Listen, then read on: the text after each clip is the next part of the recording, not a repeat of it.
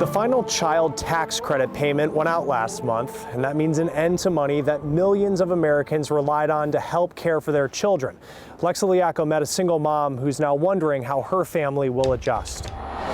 Ooh, nice. I moved up here 17 years ago, and I've raised my family here. It's a small community, small town. It was a place she knew her kids would be safe. I love it. But it's a home that's come with a price. There's just not a lot of opportunity. It's taught single mom Nikki Wall. So I have 3 kids, a 16-year-old, a 14-year-old, and a 7-year-old. How to juggle. You have to work 2 jobs being a single parent. With inflation and everything going up, it's just hard to survive. This year, her rent in her northern Arizona home went up by $200 a month. But her jobs kept paying her the same wage. I don't have that extra income coming in. There's times that I pay this bill instead of that bill, and then I'm late on this bill.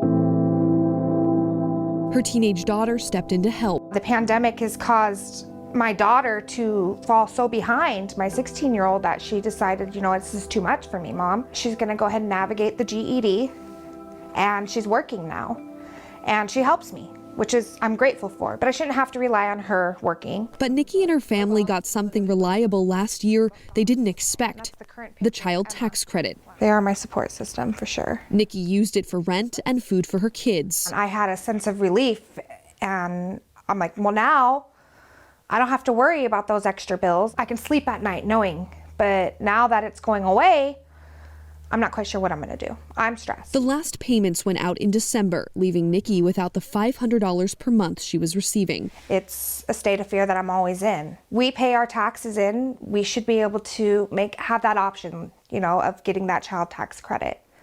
It should be an option throughout the year. Millions of families with children across the country receive these payments.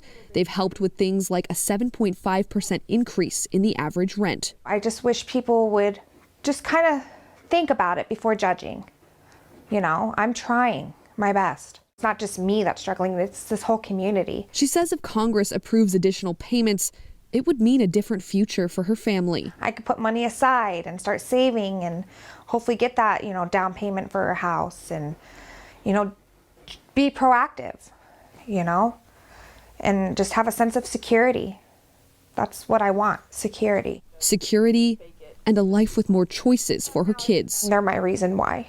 They're my reason to keep going, and sorry, they're my life. And I want a good life for them. I don't want them to struggle like I did. With help or not, she has no choice but to keep pushing for the life she knows they deserve. And I'll keep working 2 jobs, and I'll make sure they have what they need. But it's just hard. And it shouldn't be this way, especially in America. It shouldn't be like this. For The Race, So, I didn't mean to get all mushy on you. I'm Alexa Liacco. How one woman successfully opened a small business in the pandemic. Next on The Race.